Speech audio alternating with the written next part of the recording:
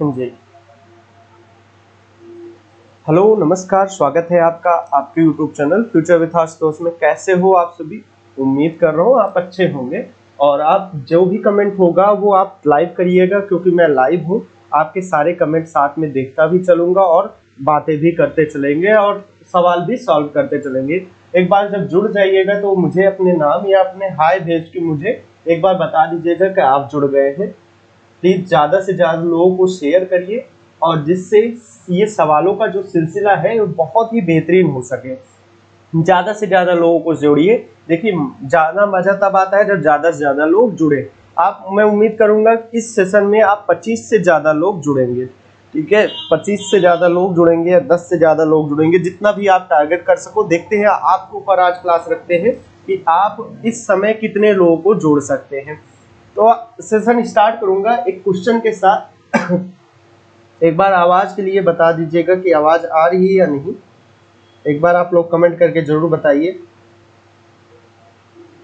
हमेशा की तरह अगर आप मेरे बाद में वीडियो देख रहे हो तो प्लीज 2 मिनट या 3 मिनट तक स्किप कर दीजिएगा, क्योंकि लाइव सेशन में आपको जोड़ने के लिए मैं इतनी देर इंतजार करता हूँ।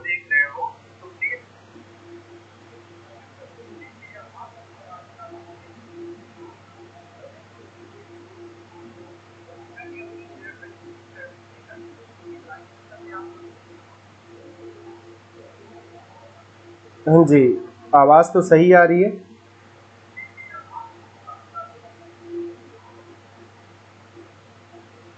एक बार आवाज के लिए बता दीजिएगा। जी जी, एकदम बेहतरीन आवाज आ रही है। अब आप लोगों के साथ यही बना रहेगा। हेलो संजय अवस्थी, हेलो रीता, सभी को स्वागत है। चलिए स्टार्ट करते हैं सेशन को। पहला सवाल है ये सवाल मैंने पिछले साल कराया था। पिछले साल सेम क्वेश्चन मैंने कराया था 2021 में। मैंने ये सारे क्वेश्चन कराए हुए हैं, 20 क्वेश्चन या 25 क्वेश्चन मैंने कराए हुए। फिर भी मैं रिपीट कर रहा हूँ सवालों को, जिससे आपको क्या होगा कि चीजें समझने में आसानी होगी। पहला सवाल है, सन 1946 में निर्मित अंतरिम सरकार में कार्यपालक परिषद के उपसभापति थे। ऑप्शन है Jawaharlal Nehru, doctor Ramakrishnan, option C है राजगोपालचारी, और डॉक्टर राजेंद्र प्रसाद ऑप्शन में दिए गए हैं। इसमें से कौन सा होना चाहिए? कह रहे कार्यपालक परिषद के उपसभापति की बात कर रहे हैं, तो अगर आप कार्यपालक उपसभापति की बात करें या उपाध्यक्ष की बात करें तो वो जवाहरलाल नेहरू आते हैं। ऑप्शन नंबर ए बिल्कुल सही हो जाएगा, एकदम सही हो जाएगा। 1995 में पूछा गया। मैं 25 सालों के प्रश्न आपको कर रहा हूँ। सी राजगोपालाचारी को शिक्षा मंत्री और डॉक्टर राजेंद्र प्रसाद को खाद्य और कृषि विभाग के लिए रखा गया था। ठीक है, ये शिक्षा मंत्री थे और इनको खाद्य विभाग का सचिव, खाद्य विभाग का मंत्री या सचिव रखा गया था। ठीक है, ये चीजें आप जान लीजिए। वल्लभ भाई पटेल को गृह, सूचना और प्रसारण के लिए रखा गया था। आगे बढ़ते हैं दूसरे क्वेश्चन में। हुगली को बंगाल की खाड़ी में समुद्री लूटपाट के लिए किसने अड्डा बनाया था? किसने समुद्री लूटपाट का अड्डा बना दिया था? इस चीज को आपको देखना है, किसने लूटपाट का अड्डा बनाया था। आप कमेंट करके बताइए। अगर जुड़ रहे हैं, आपको टाइम दे रहा हूं। देखिए, हुगली समझते हैं ना, हुगली बंगाल में है, पश्चिम बंगाल में। ठीक है, हुगली में क्या होता था कि मैं अभी नाम नहीं ले रहा हूं किसकी बात हो रही है। यूरोप के एक यूरोपी था, एक यूरोप की देश थे जो कि भारत में अपना व्यापार करते थे, लेकिन बंगाल में हुगली क्षेत्र में उन्होंने डेरा जमा रखा था। कोई भी जहाज जाता था तो उसको लूटते थे, और ना लूटने के लिए वो पैसा लेते थे। तो ये काम करता था पुर्तगालियों की ये नीति थी। इसमें गवर्नर नीनो डी कून्हा, यहाँ पे मैं लिख रहा हूं नीनो डी कून्हा के टाइम की बात है। इनका टाइमिंग था 1529 से 38 में। हुगली में पुर्तगाली बस्तियों को स्थापित कर पुर्तगाली के पूर्वी क्षेत्र पर अपना प्रभाव स्थापित किया तथा हुगली को समुद्री लूटपाट का अड्डा बनाया। ठीक है, इसने बनवाया था। ठीक है, अब नेक्स्ट क्वेश्चन पे जाते हैं। मोडी लीप किसे कहते हैं? मोडी लोग के बारे में पूछ रहे हैं। मोडी लीप का प्रयोग किसने लेखों में किया था? ऑप्शन आपके सामने है, कौन सा सही होना चाहिए? तो अगर मोडी लीप की बात आए ना, तो ये मराठों के लिए सही होता है। मराठों के लिए सही होता है। आप लोग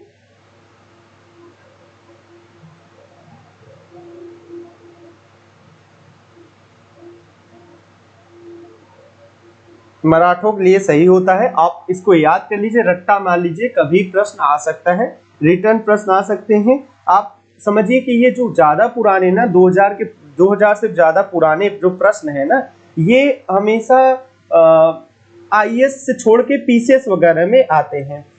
डिफेंस सैल्यूट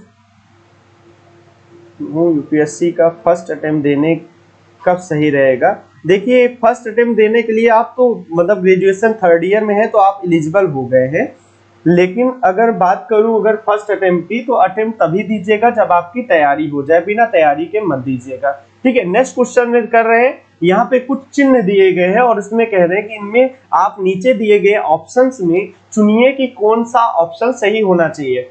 ठीक है, आप इसमें कमेंट करिए और ज्यादा से ज्यादा लोगों को शेयर करिए भाई, ज्यादा से ज्यादा लोग जुड़े। प्रश्न ये है कि ये जो क्षेत्र है इसमें पहली बात है यहाँ पे सिंधिया थे। ऑप्शन नंबर ए इसका बिल्कुल सही है, मैंने टिक भी लगा रखा है पेन से। ऑप्शन नंबर ए सही है, सिंधिया यहाँ पे थे, दूसरे नंबर पे होलकर थे और तीसरे नंबर पे गायकवाड़ थे और चौथा नंबर पे भोसले आया करते थे। ठीक है, आगे बढ़ते हैं नेक्स्ट क्वेश्चन पे। ये काफी इजी क्वेश्चन था। अब देखिए, कल मैंने बक्सर की लड़ाई के बारे में आपसे बातें किया था, बहुत डिटेल से बातें किया था। देखिए अब कैसे प्रश्न आता है, निम्नलिखित युग्मों से कौन सा युग्म सही सुमेलित है? बक्सर का युद्ध मीर जाफर के विरुद्ध क्लाइव हुआ था। मीर जाफर लिखा है, ध्यान दीजिएगा, मीर जाफर है। यहाँ पे मीर कासिम होता तो ये सही हो जाता, तो ये फाल्स हो गया, यानी ये गलत हो गया। बाड़ीबास का युद्ध फ्रांसीसी विरुद्ध ईस्ट इंडिया कंपनी। ठीक है, ये ऑप्शन बिल्कुल सही है, ये 1760 में हुआ था। अगर डेट की बात करूं तो 22 जनवरी 1760 में ये हुआ था। 22 जनवरी 1760 में बाड़ीबास का युद्ध हुआ था। इसमें फ्रांसीसी सेना जो थी अंग्रेजों के हाथों हार गई।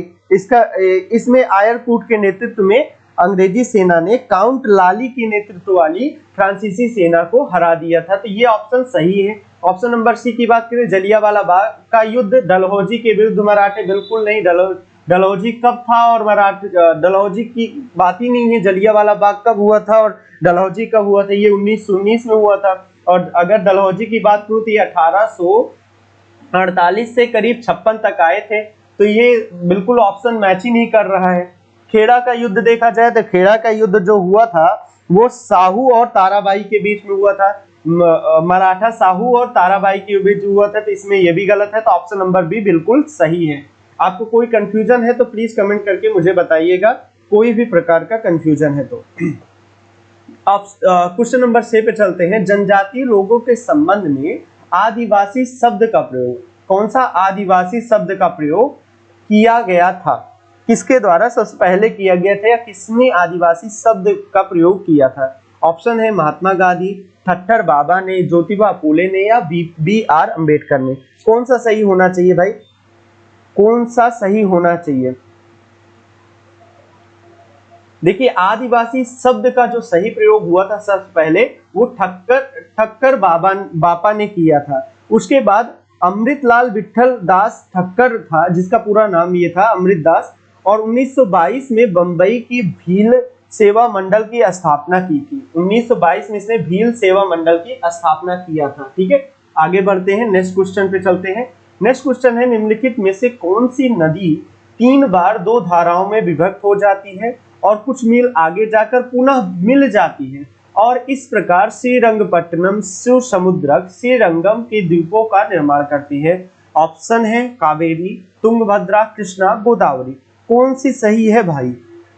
आपको बताऊं, ये जिस नदी की बात हो रही है वो नदी बहुत ही विवादित रही है, कई राज्यों के बीच में जल विवाद के लिए बहुत ही फेमस है। आपको हिंट मिल गया होगा, ये बात हो रही है कावेरी नदी की, ये कावेरी नदी के बारे में ये बातें हो रही हैं। ठीक है, ये प्रश्न इंपॉर्टेंट हो जाता है क्योंकि अभी भी विवाद चल रहा है ना, या पिछले दिनों इसके विवाद को निपटारा करने की कोशिश की गई थी।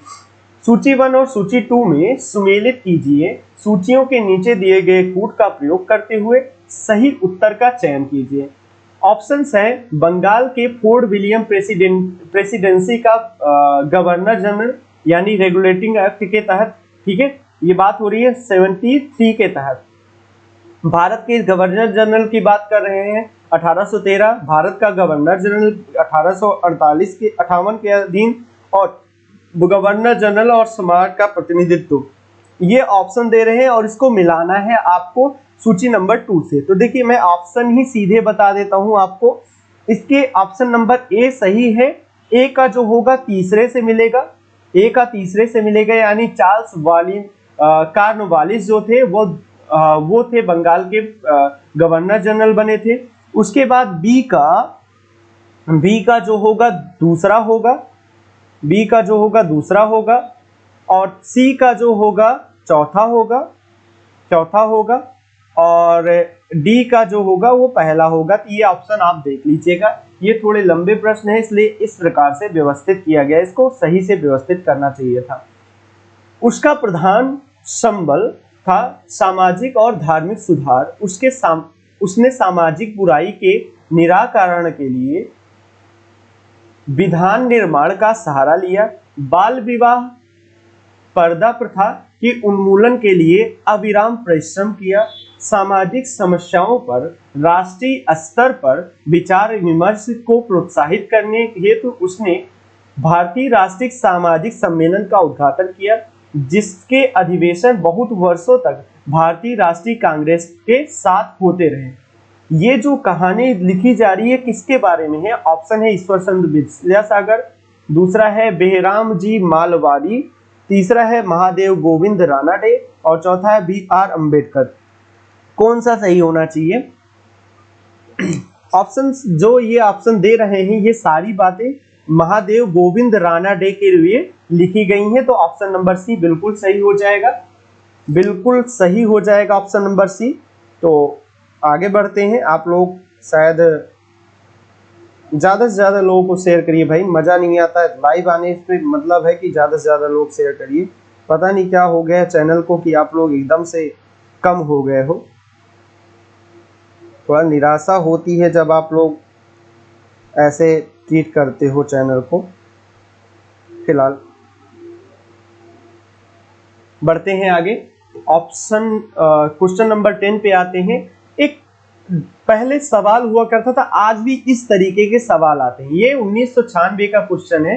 एक आर्टिकल या एक विज्ञापन दे रहे हैं और कह रहे हैं कि ये विज्ञापन किस चीज से संबंधित है। विज्ञापन के बारे में पूछ रहे हैं कि विज्ञापन जो है वो किस चीज से संबंधित है या किसके बारे में या कब छपा था, ये चीजें पूछने का चलन आता रहा है। तो ये 1996 का प्रश्न है, तो यहाँ पे ये स्वाभाविक नहीं आने वाला है।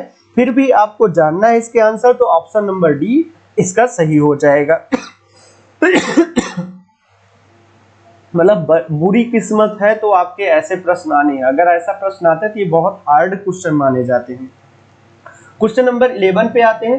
क्वेश्चन नंबर 11 कहता है निम्नलिखित में से कौन सा प्रथम यूरोपीय व्यक्ति था जिसने भू क्षेत्र अर्जित करने के उद्देश्य से भारतीय राजाओं के झगड़ों में भाग लेने की नीति अपनाई?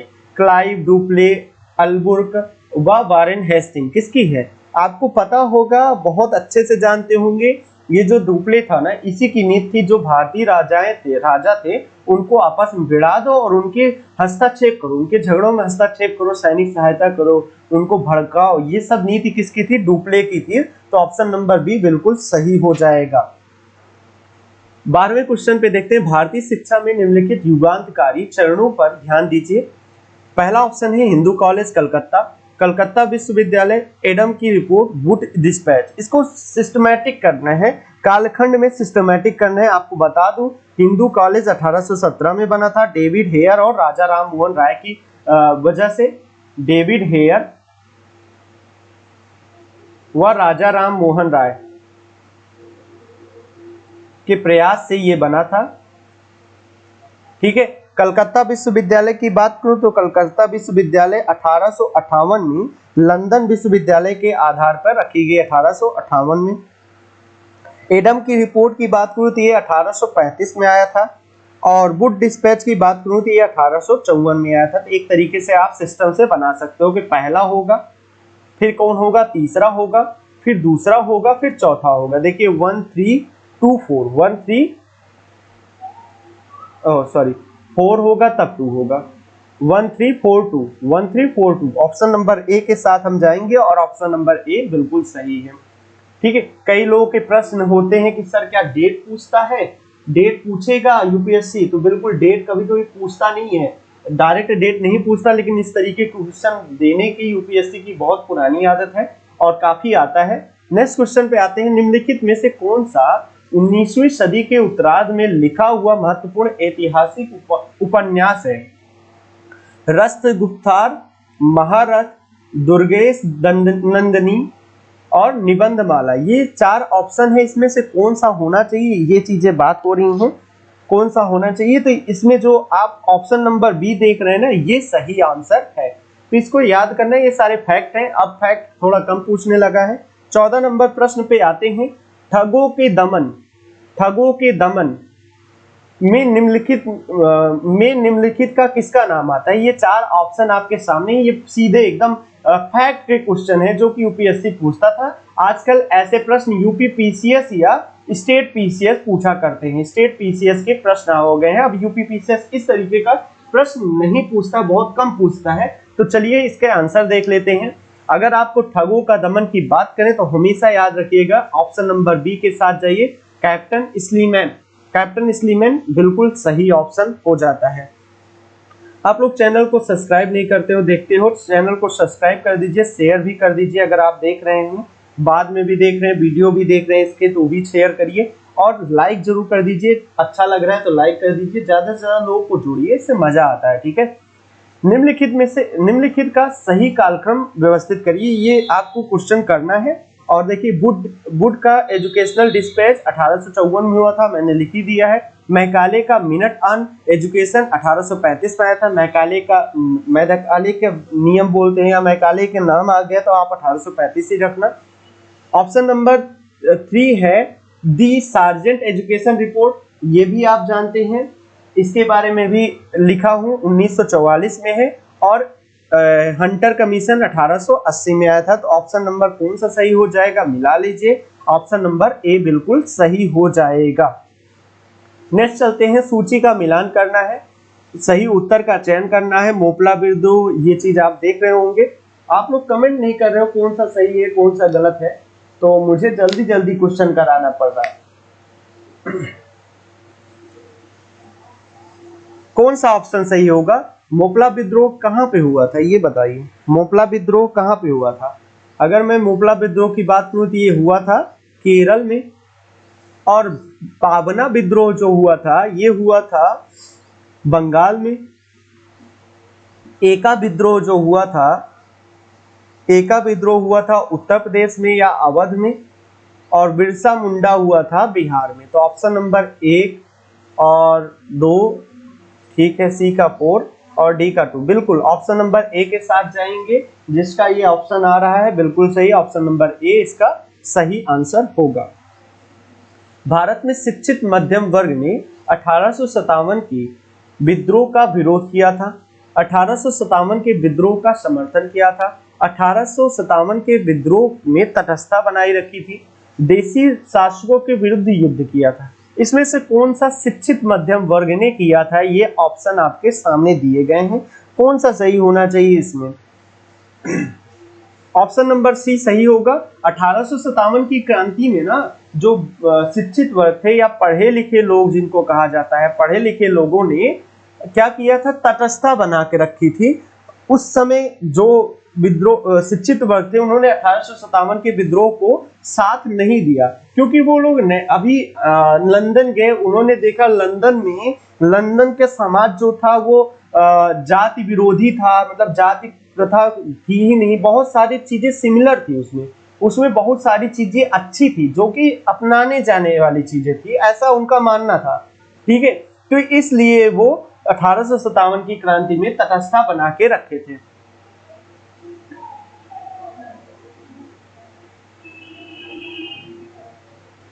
चलिए, अवनींद्र नाथ टैगोर के बनाए गए चित्रों को वर्गीकृत किया था किसने? 18 क्वेश्चन का आंसर होगा ऑप्शन नंबर सी, पुनर्राजीवनवादी चित्रण कर रहे थे ये। ब्रिटिश शासन के दौरान भारत में उद्योगों का कोई स्वतंत्र विकास नहीं हुआ है। इसका कारण था उद्योगों का अभाव, विदेशी पूंजी की कमी, प्राकृतिक संसाधन की कमी, धनिक वर्ग द्वारा भू संपत्ति में निवेश करने को तहरीर दिया जाना। इसमें से कौन सा ऑप्शन सही होना चाहिए 19 नंबर का? तो आप समझिएगा, उद्योगों का अभाव भी ब्रिटिश शासन में स्वतंत्र विकास न होने का एक कारण था। 19 का ए, जैसा कि यूपीएससी ने आंसर दिया है। ठीक है, आवाज कट रही है, अच्छा हो सकता है। अब लास्ट क्वेश्चन है, एक क्वेश्चन और देख लेते हैं, थोड़ा सा हो सकता है प्रॉब्लम हो रही हो, एक से हम चेक कर लेते हैं। अब आ रही है आवाज आपको? भारत में बनने वाली सर्वप्रथम कथा फिल्म टाकी थी, कौन सी कथा फिल्म थी? ये आंसर करना है आपको। ये बताइए इसमें कौन सा सही होना चाहिए? हातिम ताई, आलम आरा, पुंडलीक, राजा हरिश्चंद्र, कौन सी सही होनी चाहिए? एकदम सीधा फैक्ट क्वेश्चन है, आपको बताना है।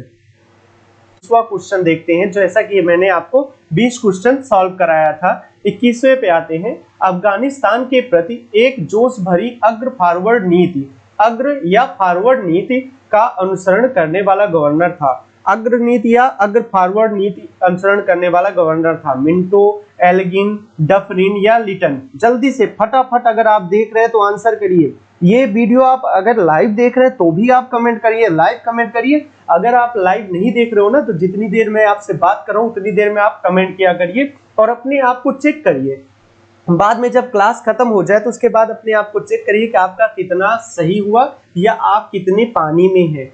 मैं देखिए 2 तरीके से मैं मानता हूँ, आपको थोड़ी सी बातें करता हूँ तब तक आप लोग जुड़ जाएंगे। मैं 2 तरीके से तैयारी को मानता हूँ, यूपीएससी या किसी भी तैयारी को 2 तरीके से मानता हूँ। पहला तरीका ये है कि आप पहले पढ़ो, ठीक है, पहले चीजों को पढ़ो, फिर उसके बाद उसके क्वेश्चंस करो, फिर एग्जाम दो।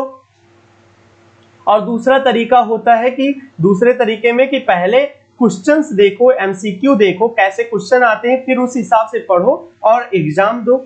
और सच बताऊं आपको, ये दूसरा वाला तरीका जो आपको बता रहा हूं, ये सबसे बेस्ट माना जाता है। आजकल यही का चलन है किसी भी प्रतियोगी परीक्षा की बात करूं तो। चलिए मैं बात करूंगा, इसका आंसर होगा लॉर्ड लिटन ने किया था।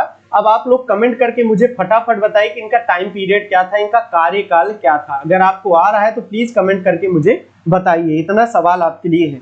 नेक्स्ट क्वेश्चन पे चलते हैं। उस समय जब नेपोलियन की शक्ति के सामने यूरोप के साम्राज्य धराशायी हो गए थे, नीचे लिखे गए गवर्नर जनरल में से किस एक ने भारत में ब्रिटिश पताका लहराया था? कह रहे हैं जब नेपोलियन चरम पे था तब कौन सा ब्रिटिश गवर्नर जनरल था जिसने पताका लहराया था? वॉरेन हेस्टिंग है कि कॉर्नवालिस है, वेलेस्ली है कि हेस्टिंग है?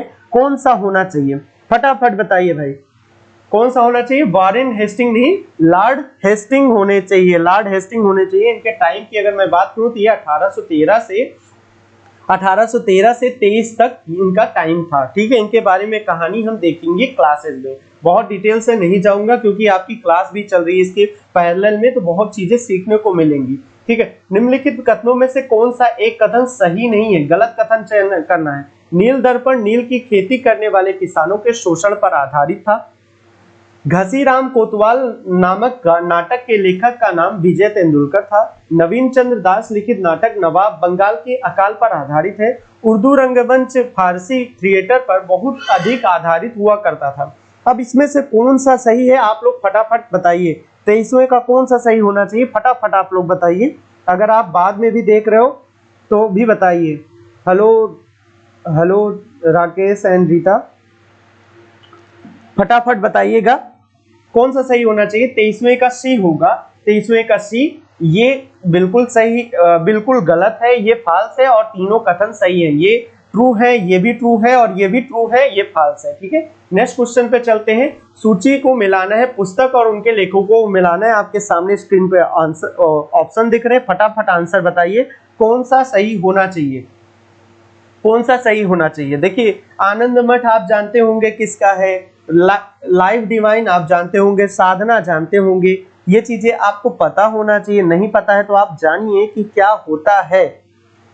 इसमें देखिए मैं ऑप्शन सीधे ले चलता हूं। ऑप्शन नंबर ए 24 का बिल्कुल सही है। आप देखिए पहले का जो होगा 4th में होगा, दूसरे का जो होगा 3 में होगा, बंकिम चंद्र चटर्जी ने आनंद मठ लिखा था। सी का जो होगा 2 होगा और डी का जो होगा 1st होगा। ये चीजें आप आंसर नंबर ए हो जाएगा। नेक्स्ट क्वेश्चन पे चलते हैं। निम्नलिखित घटनाओं पर विचार करिए। 4 घटनाएं दी गई हैं, उनके टाइम पीरियड को सही कालक्रम में लिखना है। यहाँ पे मैंने अपने पेन से ही देखिए आपको लिख दिया है कि ये 1859 में हुआ था, ये 1875 में हुआ था, ये 1855 में हुआ था और ये 1858 में हुआ था। ये चीजें आपको देखने को मिल जा रही, तो आप कमेंट करके अब भी बता सकते हैं कि क्या है, कौन सा ऑप्शन सही हो सकता है। तो आंसर आप दीजिए फटाफट। देखिए अगर मैं अपने जो लिखा हूं उस टाइम टेबल की बात करूं तो पहले 2 होगा, फिर 4 होगा, फिर 1 होगा, फिर 3 होगा। 2 होगा, 4 होगा, 1 होगा और 3 होगा, यानी ऑप्शन नंबर डी सही हो जाएगा, बिल्कुल सही हो जाएगा। आगे बढ़ते हैं। फिर से सूचियों को मिलाना है, टाइम दिया है और उस समय की युद्ध दिए हैं, युद्धों को मिलाना है। तो इसका आंसर आप लोग फटाफट करके बताइए, फटाफट। मैं 1 सेकेंड आपको टाइम दे रहा हूं। देखिए प्रथम आंग्ल बर्मा युद्ध जो हुआ था वो हुआ था 1824 में। एम्सहर्ट में हुआ था और यार्डू की संधि हुई थी। और अफगान युद्ध जो हुआ था वो हुआ था 1838 में। इसमें आर्कलैंड ने अनिर्णायक संधि किया था, मतलब कोई नहीं। प्रथम मराठा युद्ध 1775 में हुआ था, 1775 में हुआ था। और ये इसमें सालबाई की संधि हुई थी 1782 में, ठीक है। द्वितीय मतलब दोनों आंग्ला और मराठा दोनों समान रूप से थे, कोई जीता नहीं था, ये भी अनिर्णायक थी। द्वितीय आंग्ल मराठा युद्ध मैसूर युद्ध 1780 में हुआ था। इसमें मंगलुरु की संधि हुई थी। तो आपको ऑप्शन देखने को मिल जाएगा, ऑप्शन नंबर सी बिल्कुल सही हो जाएगा। आगे बढ़ते हैं और बिना किसी देरी के आगे बढ़ते हैं,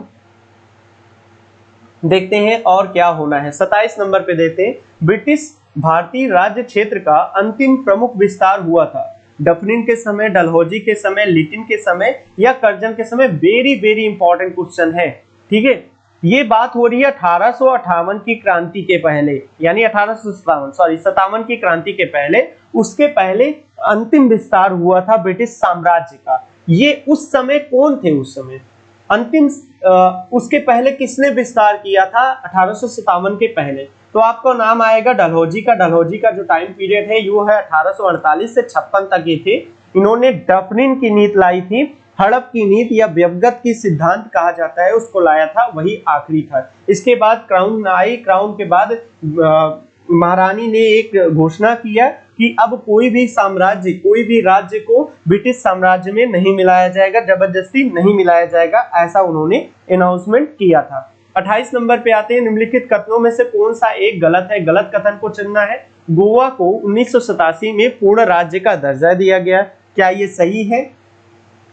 दीव खंबात की खाड़ी एक टापू है। दमन और दीव को भारत के संविधान में 56वां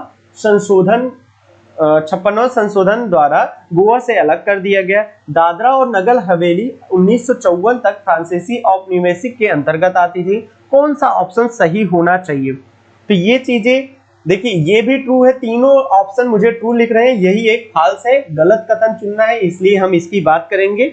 ये दादरा और नगर हवेली की बात कर रहे थे 1954 तक। देखिए दादरा और नगर हवेली 1954 के बाद भी पुर्तगाली औपनिवेशिक शासन के अंतर्गत थी। 1961 में इसे पुर्तगाली से मुक्त कराया गया। फ्रांसीसी की तो बात ही नहीं हो रही है यहाँ पे। फ्रांसीसी शब्द ही गलत है और ये डेट भी गलत है, दोनों चीज गलत है। 1854 तक था पुर्तगाली के अंदर और 1961 में जाके इसको स्वतंत्र कराया गया। 29 क्वेश्चन पे चलते हैं। निम्नलिखित भारतीय शासकों में से कौन सा था जिसने विदेशों में आधुनिक पद्धति से दूतावास स्थापित किया? हैदर अली, मीर कासिम, शाह आलम द्वितीय या टीपू सुल्तान? कौन सा हो सकता है? ठीक है, पहली बार कह रहे हैं कि विदेशों में आधुनिक पद्धति से स्थापित किया। ठीक है, देखो पहली बार जो शुरुआत हुई थी डिंडीगुल में 1755 में डिंडीगुल नामक स्थान पे हैदर अली ने किया था, लेकिन ये भारत में ही किए थे। ठीक है, लेकिन टीपू सुल्तान ने विदेशों में किया, विदेशों में बात कर रहा हूं मैं, विदेशों में टीपू सुल्तान हैदर अली का बेटा इसने किया था। ठीक है, आगे बढ़ते हैं। हैदर अली का बेटा जो था टीपू सुल्तान बहुत ही साहसी था, बहुत ही योग्य शासक था। जब उसका राज्य खत्म हुआ था ना, तो अंग्रेज लोग जो थे ना वो आश्चर्य मान रहे थे कि इतना साम्राज्य, इतना व्यवस्थित साम्राज्य कभी उन्होंने देखा ही नहीं था। निम्नलिखित कथनों में कौन सा सुमेलित नहीं है, यानी गलत का चुनाव करना है। भारत की प्रथम टेक्निकल फिल्म झांसी की रानी, क्या ये सही है? ऑप्शन नंबर 30 का डी की बात 30 की बात कर रहे हैं। भारत की प्रथम 3D मूवी ये है। भारत की प्रथम बीमाकृत फिल्म, ठीक है, भारत रत्न प्राप्त करने वाली फिल्म मीना कुमारी। मुझे इसी पे शक हो रहा है, एक बार मिला लेते हैं 30 का। जी बिल्कुल, भारत रत्न नहीं मिला था मीना कुमारी को, भारत रत्न नहीं मिला था। अभिनेत्री की बात हो रही, इनकी भारत रत्न नहीं मिला था, यही फाल्स है। इसलिए ये कथन बिल्कुल सही हो जा रहा है, क्योंकि हमको गलत कथन का चुनाव करना था। चिर अस्थायी बंदोबस्त, इसको अस्थायी बंदोबस्त भी कहा जाता है। कार्नवालिस का ये सोच था कि अंतर्गत जमींदारी से अपेक्षा की जाती थी कि वे खेतिहर को पट्टा जारी करेंगे। अनेक जमींदारों ने पट्टे जारी नहीं किए। इसका कारण था जमींदारों के ऊपर किसानों का विश्वास, जमींदार के ऊपर कोई सरकारी नियंत्रण नहीं था। यह ब्रिटिश सरकार की जिम्मेदारी थी, खेतिहर की दिलचस्प पट्टा प्राप्त करने में नहीं थी। कौन सा सही होना चाहिए? देखिए, जॉन सोर ने अस्थायी व्यवस्था की शुरुआत में कार्नवालिस को सलाह दिया था। कार्नवालिस ने 1793 में अस्थायी व्यवस्था या चिर अस्थायी व्यवस्था किया था। इसमें एक निश्चित था कि 1/10वां भाग जमींदार को ब्रिटिश सरकार को देना पड़ता था, 10/11वां भाग ब्रिटिश साम्राज्य को देना पड़ता था, और कोई प्रकार का रूल नहीं था। जमींदार एकदम स्वतंत्र थे, और ये ऑप्शन नंबर बी जो था, जमींदार के ऊपर कोई सरकारी नियंत्रण नहीं था, यही बिल्कुल सही आंसर है। और ये देखिए 2001 में पूछा गया प्रश्न है, और सीधे सीधे यही मिलता जुलता प्रश्न 2017 में रिपीट हुआ था, बिल्कुल रिपीट हुआ था। ये कह के कि चिर अस्थायी व्यवस्था यानी अस्थायी व्यवस्था किसने लाई थी? 4 ऑप्शन दिए थे, उसमें कार्नवालिस को टिक मारना था। 32 नंबर क्वेश्चन पे देखेंगे, निम्नलिखित कथनों पर विचार कीजिए। आर्य समाज की स्थापना 1835 में हुई थी। लाला लाजपत राय ने आर्य समाज के उस आग्रह का विरोध किया था जो उनके समाज सुधार कार्यक्रमों के समर्थन में वेदों को आप्त प्रमाण मानने को लेकर था। केशव चंद्र सेन के नेतृत्व में ब्रह्मा समाज ने नारी शिक्षा के लिए आंदोलन चलाया। विनोबा भावे के शरणार्थी में काम करने के लिए सर्वोदय समाज की स्थापना की गई। 32 को एक बार ध्यान से पढ़िए और इसमें देखिए क्या हुआ था। ठीक है, अब आपको मैं बता देता हूं पहले, इसका ऑप्शन नंबर डी जो है एकदम सही है 32 का। ठीक है, और यहाँ पे जो आर्य समाज की स्थापना है 1835 में, 1875 में था, इसलिए मैंने इंडिकेट पहले से ही कर दिया था। 1875 में दयानंद सरस्वती ने किया था, दयानंद सरस्वती ने किया था। ये बहुत ही इंपॉर्टेंट है, ये लाइन ही इंपॉर्टेंट है आपके लिए। तो ये ऑप्शन, ये वाला स्टेटमेंट गलत हो गया। दूसरा स्टेटमेंट देखते हैं, ये भी गलत है। ठीक है, तीसरा स्टेटमेंट बिल्कुल सही है, और चौथा स्टेटमेंट भी बिल्कुल सही है। तो ऑप्शन नंबर डी के साथ हम जाएंगे। ठीक है, कोई प्रॉब्लम है तो प्लीज बाद में भी कमेंट कर सकते हैं, आप लाइव सेशन के बाद भी आप मुझसे ज्वाइन कर सकते हो। ठीक है, आगे बढ़ते हैं और देखते हैं क्या होने वाला है 34 नंबर पे। और मैं 35 ही क्वेश्चन तक कर पाऊंगा, क्योंकि मेरा इंटरनेट का थोड़ा सा प्रॉब्लम है। तो मैं एक क्वेश्चन और करूंगा, इसके बाद मैं ऑफ करूंगा। इसके लिए मैं क्षमा चाहूंगा। आज मेरी क्लास नहीं आ पाती, लेकिन मैं कहा छोटी ही क्लास लेके आपको एक सीक्वेंस में ना तोड़ूं। आज 35 क्वेश्चन तक ही हो पाएगा निम्नलिखित में से। और हाँ, आप लोग चैनल को सब्सक्राइब नहीं करते हो भाई। मैंने अपने चैनल पे देखा तो 97.2% लोग ऐसे हैं मेरे चैनल को देखने वाले जो मुझे सब्सक्राइब नहीं करते, और मात्र 2% लोग मुझे सब्सक्राइब किए हैं और वो चैनल को देख रहे हैं। तो भाई प्लीज सब्सक्राइब कर दीजिए, लोगों को ज्यादा से ज्यादा शेयर करिए, लाइक करिए, कमेंट करिए, अपनी बातों को बताइए, पूछिए, जो कमियां हैं उसको बताइए। सारी चीजें आपको मिलेंगी यहाँ पे। और कई लोगों को मैं रिक्वेस्ट कर रहा हूँ कि आके हमारे चैनल पे पढ़ाएं, अभी बातें चल रही हैं। मेरे अलावा भी आपको कई नए चेहरे देखने को मिलेंगे, कई नामी जामी चेहरे आपके चैनल पे देखने को मिलेंगे। अभी बातें चल रही हैं, उनकी भी व्यस्तता है। हाउस ऑफ कॉमन्स ने एक याचिका पत्र प्रस्तुत करते हुए ब्रिटिश संसद में भारत के प्रत्यक्ष प्रतिनिधित्व की मांग की। कौन सी मांग की थी? ये 4 ऑप्शन है, आप फटाफट बताइएगा, फटाफट कौन सी मांग हुई थी? ये देखिए पूना सार्वजनिक सभा में। इसका एक्सप्लेनेशन मैं अगली क्लास में दे दूंगा। नेक्स्ट क्वेश्चन में आते हैं। नेक्स्ट क्वेश्चन है 35 नंबर। वर्ष 1765 में दीवानी प्रदान किए जाने के बाद ब्रिटिश सबसे पहले निम्नलिखित में से किस पर्वतीय जनजाति के संपर्क में आए थे? गारो, खासी, कुकी, टिम्पी, राह, किसके संपर्क में आए थे? 35 नंबर का ऑप्शन आपको कमेंट करना है, फटाफट कमेंट करिए कौन सा आए थे। देखिए खासी जनजाति थी जो वो सबसे पहले संपर्क में आई थी। तो उम्मीद कर रहा हूं आपको ये छोटा सा जो सेशन था 10-15 मिनट का ये लाइव सेशन आपको पसंद आएगा। मैं थोड़ी लंबी क्लास लूंगा, अभी थोड़ा और भी वर्क चल रहा है ना, ये पीपीटी बनाना थोड़ा सा मुझे भारी पड़ रहा है और थोड़े लंबे पीपीटी बनाऊंगा जिससे आपको ज्यादा से ज्यादा टाइम तक आपसे लाइव बातें कर सकूं। तो उम्मीद करूंगा कि आप चैनल को सब्सक्राइब जरूर कर देंगे और अगर वीडियो अच्छा लग रहा है तो लाइक करेंगे। अगर अच्छा नहीं लग रहा है तो प्लीज कमेंट करके मुझे बताइए और सपोर्ट करिए। देखिए ये चैनल आईएएस और पीसीएस के लिए समर्पित चैनल है, आईएएस और पीसीएस के लिए। कह रहे हैं सिपाही विद्रोह से शुरुआत हो रही है कि सिपाही विद्रोह के समय भारत का गवर्नर जनरल कौन था? सिपाही विद्रोह किसे कहेंगे? 1857 की जो क्रांति हुई थी ना उसको किस सिपाही विद्रोह, कोई किसान विद्रोह या भारत का प्रथम स्वतंत्रता की लड़ाई कहा जाता था।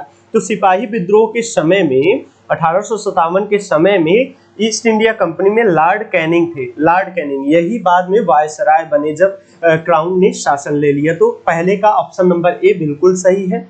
निम्नलिखित में से कौन सा सोम प्रकाश नामक समाचार पत्र शुरू किया था? निम्नलिखित में से किसने सोम प्रकाश नामक स्टार्ट किया था? दयानंद सरस्वती, ईश्वर चंद्र विद्यासागर, राजा राम मोहन राय, सुरेंद्र नाथ बनर्जी। ऑप्शंस आपके सामने है, कमेंट करके बताइए किसके द्वारा किया गया है। तो ऑप्शन नंबर बी बिल्कुल सही है, ये सोम प्रकाश का प्रकाशन ईश्वर चंद्र विद्यासागर ने किया था। अच्छा, ईश्वर चंद्र विद्यासागर बहुत इंपॉर्टेंट शख्सियत है, ये चीज तो हमको समझ में आ रही है। देखिए कई बार इनका नाम आया है, तो आप इनके नाम के आगे एक इंपॉर्टेंट शब्दावली जोड़ लीजिए। इससे हम क्या समझेंगे ना, जब हम मॉडर्न हिस्ट्री को पढ़ेंगे, क्योंकि मॉडर्न हिस्ट्री की भी पैरेलल में क्लासेस चल रही है इसी लाइव सेशन के साथ ही।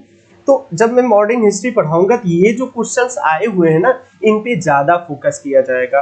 ब्रिटिश द्वारा कुशासन का बहाना लेकर निम्नलिखित प्रांतों में से किस एक का शासक हटा दिया गया था? अवध, नागपुर, झांसी, सतारा, किसकी बात हो रही है भाई? फटाफट बताइए। पहली बार ये अवध का ही हुआ था, आपने पढ़ा होगा, आगे मैं एक्सप्लेनेशन देखूंगा। निम्नलिखित यूरोपियों में से कौन सा एक स्वतंत्रता पूर्व भारत में व्यापारी के रूप में सबसे अंत में आया था? सबसे अंत में कौन आया था? डच आया था, फ्रांसीसी आया था, पुर्तगाली आया था कि इंग्लिश आया था? कौन सा होगा?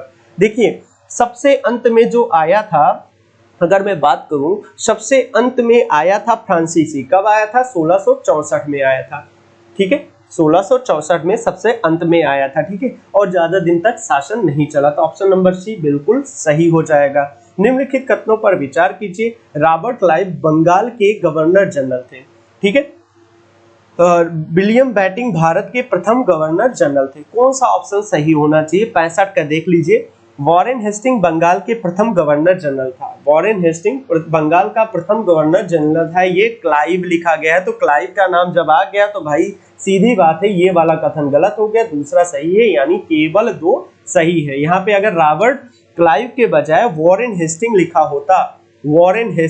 होता तो ये ऑप्शन बिल्कुल सही हो जाता। ठीक है, समझ पा रहे हैं ना? ऐसे 2007 में ये पूछा गया प्रश्न है, आपकी स्क्रीन पे दिख रहा होगा। नेक्स्ट क्वेश्चन पे चलते हैं। निम्नलिखित किलों में से ब्रिटिश ने किसका सबसे पहले निर्माण कराया था? Fort William, Fort Saint George, Fort Saint David, Fort Saint Angelo. 66 का आंसर आप 1 मिनट सोच लीजिए, मैं सबके टाइम भी लिख देता हूँ। फोर्ट विलियम कलकत्ता में है। कलकत्ता में इसका निर्माण हुआ था करीब 1781 में। 1781 में इसका निर्माण हुआ था, समझ पा रहे? और फोर्ट सेंट जॉर्ज जो था वो था 1666 में, 1644 में चेन्नई में इसका निर्माण हुआ था। ठीक है, इसका निर्माण ये मद्रास में है, इसका निर्माण मद्रास में 1670 में हुआ था। और इसका निर्माण 1505 में केरला में हुआ था, केरल में हुआ था, और ये पुर्तगालियों ने कराया था। तो कौन सा सही हो जाएगा? यूरोपीय के लिए डी ऑप्शन बिल्कुल सही हो जाएगा। सॉरी, यहाँ पे ब्रिटिश लिखा गया है, ब्रिटिश के बारे में। अगर यहाँ पे अगर ब्रिटिश के बजाय यूरोपीय होता तो ऑप्शन नंबर डी बिल्कुल सही हो जाता। यहाँ पे डी नहीं, बी सही होगा। ठीक है, बिल्कुल बी सही होगा। यहाँ पे छोटी सी मिस्टेक देखिए, मुझसे भी मिस्टेक हो जाती है, मैं भी अभी देखिए मिस्टेक होने के चांस रहते हैं, इसलिए मैं राउंड फिगर में चेक भी करता रहता हूँ कि क्या देखने को मिलेगा। हाँ, चलिए आगे बढ़ते हैं। हेलो श्रद्धा, निम्नलिखित में से किसने बहुविवाह नामक पुस्तक लिखी? ठीक है, इकलौते लोग जुड़ चुके हैं। ठीक है, बहुविवाह पुस्तक किसने लिखी थी? ऑप्शन आपकी स्क्रीन पे दिख रहे होंगे, कौन सा ऑप्शन सही होना चाहिए? तो option number B, Ishwarchandra Vidyasagar. मैंने कहा मोस्ट इंपॉर्टेंट लिस्ट में डाल दीजिए इसको। ईश्वरचंद्र विद्यासागर की कहानी को हमको रट्टा मार लेना है, रट लेना है, एकदम कंठस्थ कर लेना है, यानी हमको एकदम याद कर लेना है ईश्वरचंद्र विद्यासागर के बारे में। ठीक है, बहुविवाह के विरोधी थे और इस पे इन्होंने किताब भी लिख डाली।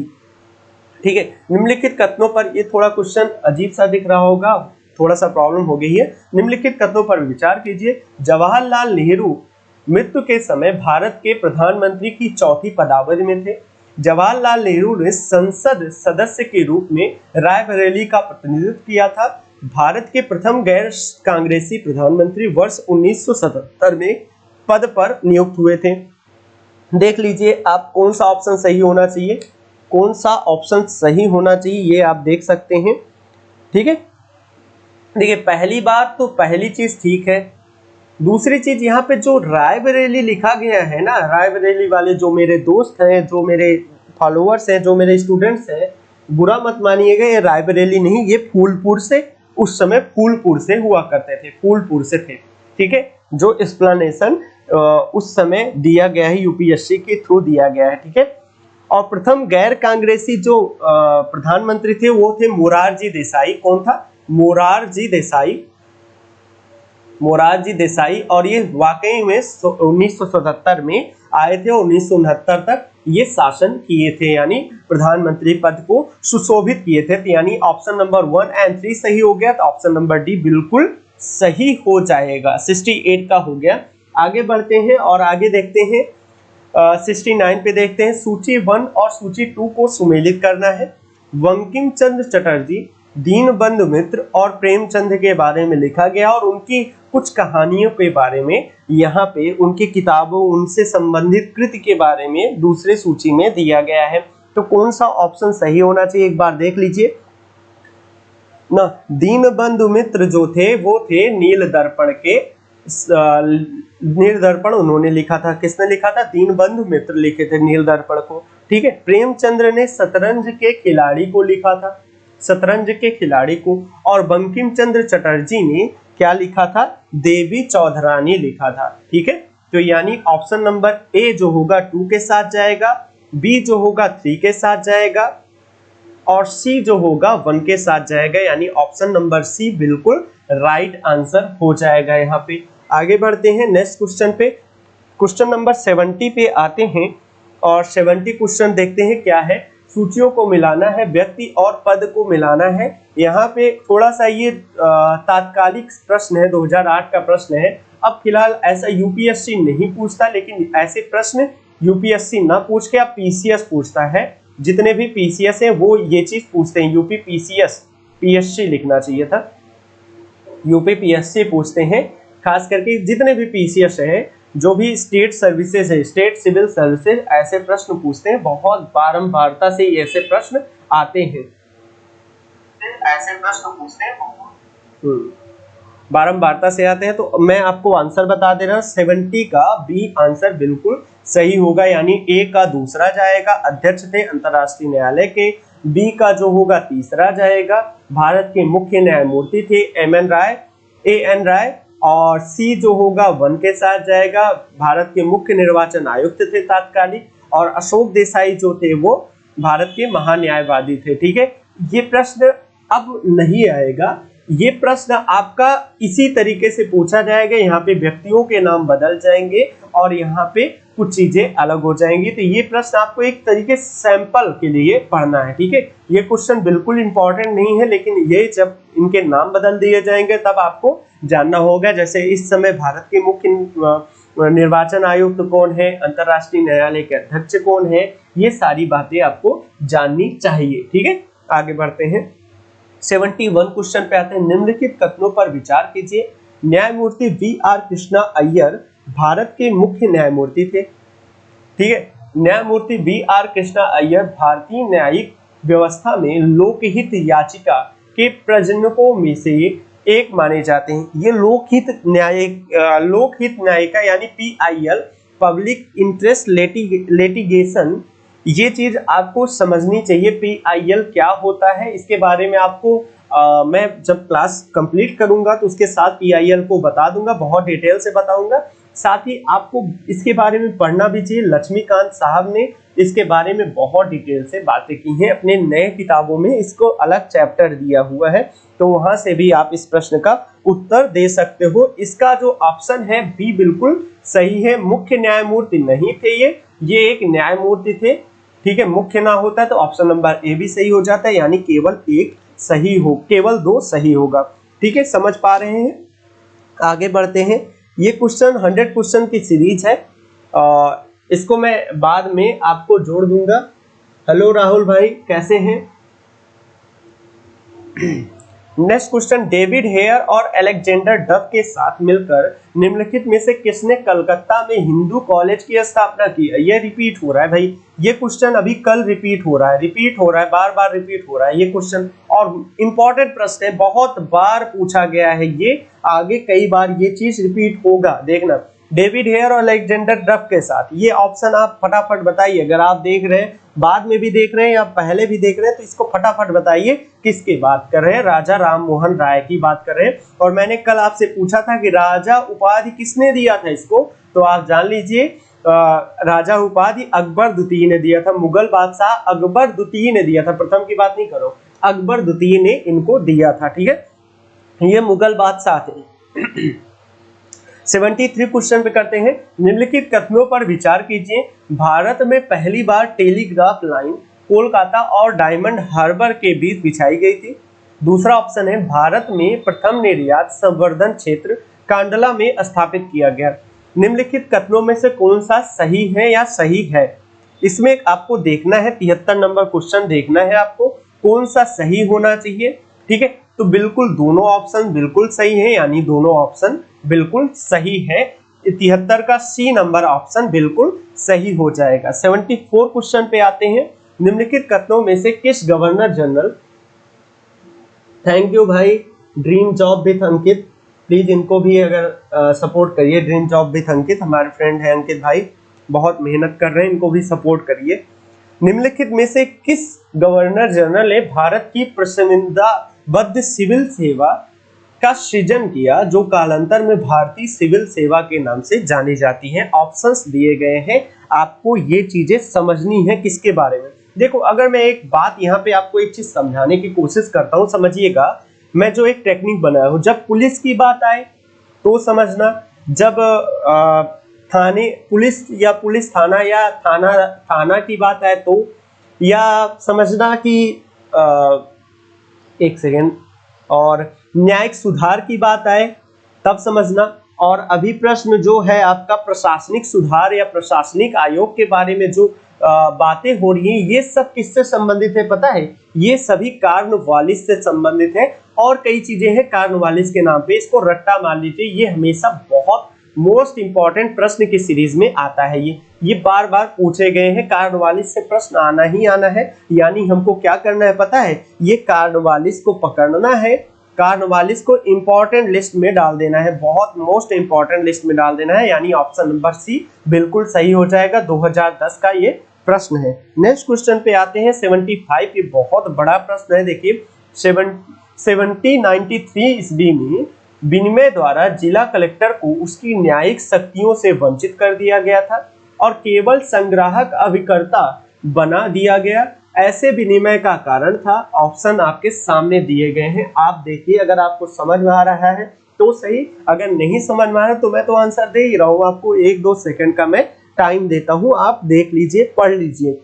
तो 75 का ऑप्शन नंबर सी सही है। लॉर्ड कॉर्नवालिस जिला कलेक्टर में संकेतित इतनी विस्तृत शक्ति से सतर्क हो गया था और महसूस करता था कि एक व्यक्ति में इतनी परम शक्ति का होना अवांछनीय है। कॉर्नवालिस के ही मैं अभी बात कर रहा था, देखो कॉर्नवालिस के ही 2 प्रश्न आ गए एक ही साल में, 2010 में कॉर्नवालिस से 2 प्रश्न आ गए, तो क्या होगा आप समझ पा रहे हैं ना। आपको ये चीज समझना है कि कॉर्नवालिस कितने इंपॉर्टेंट है, ये चीज आपको देखना है।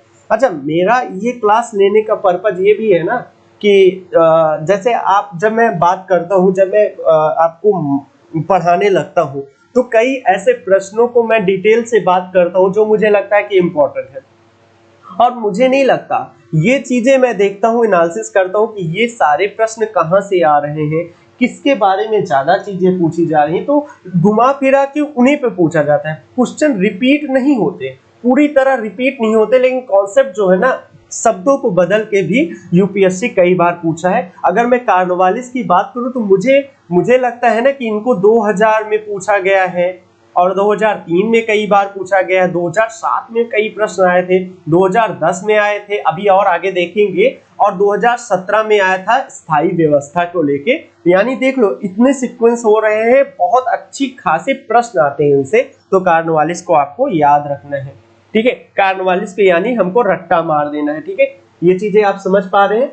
चलिए आगे बढ़ते हैं। अहमद शाह अब्दाली भारत पर आक्रमण और पानीपत की तीसरी लड़ाई लड़ने का तात्कालिक कारण क्या था? वह मराठा द्वारा लाहौर से अपने वायसराय तैमूर शाह के निष्कासन का बदला लेना चाहता था। उसे जालंधर से कुष्ठाग्रस्त राज्यपाल अदीन बेग खान ने पंजाब पर आक्रमण करने के लिए आमंत्रित किया था। वह मुगल प्रशासक को चहार महल के राजस्व का भुगतान न करने के लिए दंडित करना चाहता था। वह दिल्ली की सीमाओं तक के पंजाब के सभी उपजाऊ मैदानों को हड़प कर अपने राज्य में विलय करना चाहता था। ऑप्शंस आपके सामने है, एक बार विचार करिए, देखिए कितना मिलता जुलता ऑप्शन ये देते हैं, ठीक है। तो ये ऑप्शन बिल्कुल ए नंबर सही हो जाएगा 76 का। अहमद शाह अब्दाली ने भारत पर आक्रमण और पानीपत की तीसरी लड़ाई लड़ने का तात्कालिक कारण क्या था पता है? मराठा द्वारा लाहौर से उसके वायसराय तैमूर शाह का निष्कासन, तैमूर शाह को निष्कासित कर दिया था, इस वजह से उस समय का हुआ था। अच्छा, आप किताबों में पढ़ोगे ना, जैसे एनसीईआरटी में ही आप पढ़ोगे, जब एनसीईआरटी में पढ़ोगे या बहुत सारे कोचिंग के नोट्स भी पढ़ोगे, या हो सकता है जब मैं क्लास लूं तो भी आपको इतना डिटेल से ना बताऊं कि किसके तात्कालिक कारण क्या था। तात्कालिक कारण में से एक कारण ये भी था, आप तैमूर शाह के बारे में जान रखना, ये याद रखना, पानीपत की तृतीय लड़ाई से इनका संबंध है। ये 2010 में पूछा गया। देख लीजिए मॉडर्न हिस्ट्री के कितने सारे प्रश्न आ रहे हैं 2010 में ही। अब देखते हैं पांडिचेरी आधुनिक पुडुचेरी के संदर्भ में निम्नलिखित कदमों पर विचार कीजिए। पांडिचेरी पर कब्जा करने वाली पहली यूरोपीय शक्ति पुर्तगाली थी। पांडिचेरी पर कब्जा करने वाली दूसरी यूरोपीय शक्ति फ्रांसीसी थी। अंग्रेजों ने कभी पांडिचेरी पर कब्जा नहीं किया, ठीक है। पुडुचेरी के बारे में कहानी चल रही है, 77 क्वेश्चन है। अब आप देख लीजिए, देखिए पांडिचेरी पर पहला कब्जा पुर्तगाली ने किया था, पांडिचेरी पर दूसरा कब्जा फ्रांसीसी ने नहीं किया था। फ्रांसीसी नहीं थे, वो डच थे। अगर यहाँ पे डच लिखा होता तो बिल्कुल सही हो जाता, ठीक है। पहले डच, दूसरे नंबर पे डच थे, ठीक है। अंग्रेजों ने 1761 पर इस पे कब्जा किया था। 1761 पे पांडिचेरी पर, पुडुचेरी पर इन्होंने अतिक्रमण किया था या कब्जा किया था। तो यानी ऑप्शन नंबर 2 बिल्कुल गलत है, ऑप्शन नंबर 3 भी गलत है, तो ऑप्शन नंबर 1 बिल्कुल सही है, यानी ऑप्शन नंबर ए बिल्कुल सही हो जाएगा, बिल्कुल सही है। आप लोग कमेंट नहीं कर रहे हो भाई। भारत सरकार अधिनियम 1935 में, ठीक है, भारत सरकार अधिनियम 1935 मोस्ट इंपॉर्टेंट है। मैंने इसको, इस पे सेपरेट क्लास लिया था, आपको बताया था, फिर भी मैं रिपीट इसको बताऊंगा। एक बार मैंने आपको 1-1.5 साल पहले इसके बारे में बहुत डिटेल से चर्चा किया, फिर भी मैं ये सोच रहा हूँ कि ये जो अधिनियम है ना, ये मॉडर्न हिस्ट्री की क्लास में आपको सेपरेट एक छोटे छोटे वीडियो में आपको अधिनियम के बारे में बता दूं। फिलहाल यहाँ पे प्रश्न पढ़ते हैं। में अंतर्विष्ट अनुदेशन प्रपत्र को वर्ष 1950 में भारत के संविधान के किस रूप में समाहित किया गया? मूल अधिकार, राज्य के नीति निर्देशक तत्व और कार्यपालिका शक्ति का विस्तार, या जो ऑप्शन नंबर डी। आप देख लीजिए। अच्छा, इसका बहुत प्रभाव पड़ा था भारत के संविधान पर। भारत के संविधान पर 1935 का अधिनियम ने बहुत प्रभाव डाला था। और अगर इसके ऑप्शन, इसके उत्तर की बात करूं तो राज्य के नीति निर्देशक तत्व यानी डायरेक्टिव प्रिंसिपल ऑफ स्टेट्स के बारे में यहाँ पे बात हो रही है। डीपीएसपी यहाँ पे बात हो रही है। ठीक है, आगे चलते हैं। 79 देखिए, फिर कार्नवालिस आ गए 2011 में। देख लो कार्नवालिस फिर से, और मुझसे कहते हो कि आप सर आप जो पढ़ाते हो वो अच्छा नहीं पढ़ाते हो, या आप जो पढ़ाते हो वो समझ नहीं आता। भाई देखो, मैं एक साफ सीधी सीधी बात मैं आपसे कर दूं कि मैं जब आपसे क्लास लेता हूं, जो भी मैं क्लास लेता हूं, उसमें हर क्लास आपको इंटरेस्टिंग नहीं पढ़ा सकता। मैं कभी भी हर क्लास इंटरेस्टिंग नहीं हो सकती। हिस्ट्री को मैं भी बहुत बोरिंग मानता था। मैं भी आपसे बार बार बता चुका हूं कि मैं भी मैथ से हूं, मैं भी मैथ का स्टूडेंट हूं। मैथ बेसिकली मैथ और स्टैटिस्टिक पढ़ने वाला लड़का हूं। ठीक है, मेरा मैथ से एमएससी हूं, स्टैटिस्टिक मैं इलाहाबाद यूनिवर्सिटी से हूं। मुझे एकदम से बिल्कुल भी इनसे वास्ता नहीं था। अचानक से जब आया तो मैं टेक्निक बना के पढ़ता था। तो मुझे जब मैंने पढ़ा ना, तो हिस्ट्री को हिस्ट्री की तरह नहीं पढ़ा, मैंने हिस्ट्री को इस तरीके से पढ़ा, समझ रहे ना, हाई स्टोरी। मैं स्टोरी की तरह पढ़ता हूँ, कहानी की तरह पढ़ता हूँ। तो ये चीजें काफी अच्छा मुझे मतलब काफी अच्छा करती हैं। अब फिलहाल कार्नवालिस के बारे में हम इम्पोर्टेंट तो लगा ही चुके हैं, मोस्ट इम्पोर्टेंट लगा रहे हैं। कई सालों से इसके प्रश्न आ रहे हैं, और बहुत सारे जीनियस होंगे ना, अभी कमेंट करेंगे या बाद में मुझसे डीएम करेंगे, या बहुत सारे लोग जो मुझसे चिढ़ते हैं चिढ़ने का मतलब मेरे बहुत पुराने दोस्त, जो उनको लगता है ना कि एक लोग देख लेने से बहुत ज्यादा चीजें ठीक है, बाद में बातें करेंगे। तो ये चीजें भाई प्रश्न की डिमांड समझिए। कह रहे लॉर्ड कार्नवालिस की भू राजस्व प्रणाली लागू होने के बाद कानूनी विवादों की प्रकृति में बढ़ोतरी देखी गई। निम्नलिखित प्रावधानों में से किस एक को सामान्यतः इसके कारक के रूप में जोड़कर देखा जाता है? कारक के रूप में जोड़कर देखा जाता है, किसके बारे में बातें हो रही है? रैयत की तुलना में जमींदार की स्थिति को और अधिक सशक्त बनाना, ईस्ट इंडिया कंपनी को जमींदार का अधिपति बनाना, न्यायिक पद्धति को अधिक कार्यकुशल बनाना, या उपयुक्त सभी। अब इसमें से कौन सा ऑप्शन सही होना चाहिए? ऑप्शन नंबर डी बिल्कुल सही है। ये सारी बातें इसमें समाहित है। इसके बारे में, स्थायी बंदोबस्त के बारे में मैं चर्चा करूंगा, बहुत जल्द होने वाला है ये क्लास स्थायी बंदोबस्त की। ठीक है, अभी मैं जो क्लास लेने वाला हूँ वो अभी, जब इसके बाद मैं मराठा पढ़ाने वाला हूँ। मराठा साम्राज्य, शिवाजी के बारे में कहानी पढ़ाएंगे, कैसे शिवाजी ने अपने घोड़े के पैरों से पूरे भारत को कुचल दिया। ठीक है, आधे से ज्यादा भारत को कुचल दिया, और पूरे विश्व परिषद में शिवाजी का नाम चल गया। उधर पूरा साम्राज्य था, मुगल साम्राज्य, और एक शिवाजी अकेला था। शिवाजी से पूरा साम्राज्य डरने लगा था। तो वो कहानी हम बाद में करेंगे। भारत में 19वीं शताब्दी की जनजाति विद्रोह के लिए निम्नलिखित में से कौन सा तत्व साझा कारण मुहैया कराते हैं? 2011 का प्रश्न है। ठीक है, 2011 का प्रश्न है। इसमें 80 नंबर में आप ऑप्शन देख लीजिए कौन सा सही होना चाहिए। और ये लास्ट क्वेश्चन है। इसके बाद देखिए सेशन एकदम लास्ट हो जा रही है। ये लास्ट क्वेश्चन है, एकदम लास्ट क्वेश्चन है। इसके बाद सेशन खत्म हो जाएगा, और उम्मीद कर रहा हूँ कि आप चीजों को एंजॉय कर रहे होंगे, एकदम मस्त एंजॉय कर रहे होंगे। अगर आप ये चीजें ना लाइव में देखेंगे तो उसका अलग ही आनंद है, एकदम अलग लेवल का आनंद है अगर आप इस चीजों को लाइव में देखोगे। तो मैं आपके इंतजार कर रहा था, लेकिन आप में से किसी ने आंसर नहीं दिया।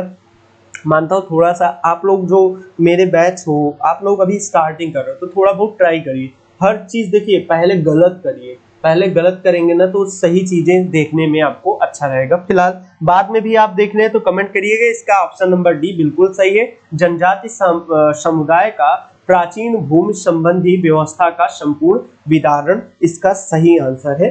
तो अब अगला क्वेश्चन, अगला जो सेशन आने वाला है वो आएगा परसों। कल आएगी आपकी हिस्ट्री की क्लास, मराठा के बारे में हिस्ट्री की क्लास पढ़ाऊंगा। मराठा क्या थे, मराठा साम्राज्य में शिवाजी के बारे में कल बहुत डिटेल से बातें करेंगे। बहुत ही मजेदार क्लास होने वाली है।